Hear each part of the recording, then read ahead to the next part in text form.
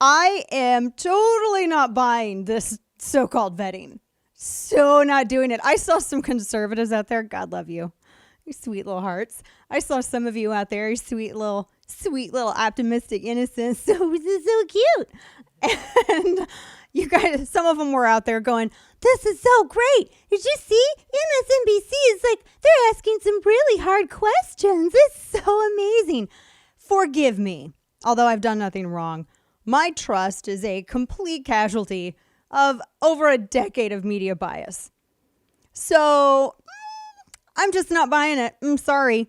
And also there's a history of assists as it relates to the media and the Democrat Party. Remember Donna Brazile? She blocked me because I asked her. I know this woman. I've had snacks with this woman. We've done election coverage together. We sat and gossiped about people in the makeup room. And she blocked me on Twitter because I said something like, Donna, this cannot be true. Did you seriously give And I just asked her that on Twitter. Oh, block? Something made me sad. Anyway, but she resigned, air quotes, from CNN. CNN didn't care that she passed some questions over. They just got mad because she got caught. That's all it was. So they didn't fire her. She resigned. So she's going to go sit over at Fox for a little bit, and then she'll be back over at CNN or MSNBC in a couple of years. That's just how it goes out. I just know too much of the inner workings of how this all is. Once you've seen it, you can't unsee it, right? You cannot unsee certain things. It's just the way it is. Like, I cannot unhear what I just heard with Mika and Joe. You cannot go back and unhear it. There is no backspace key, no delete. It's real life. So I am a justified cynic. Now I watched this interview because here's my job. I watched the interview, and obviously they had Hurley the questioning over Joe, even though it's literally called Morning Joe, because it's like coffee. Get it? And my name's Joe. So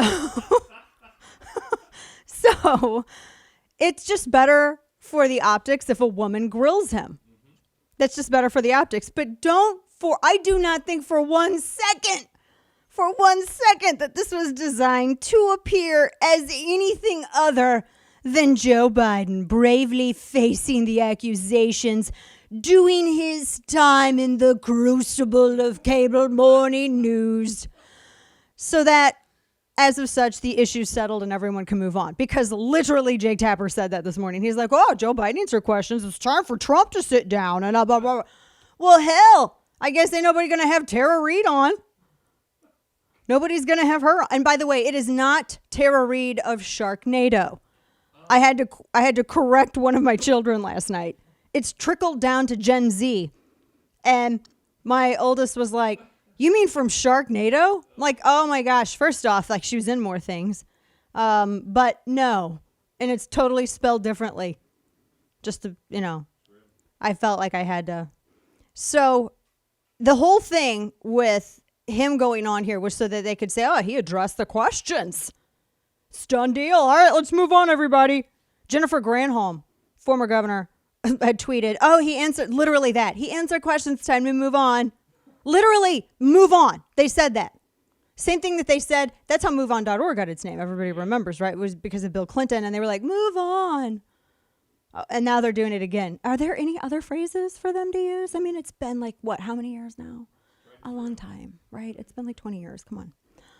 Tried and true. You go back to the old classics.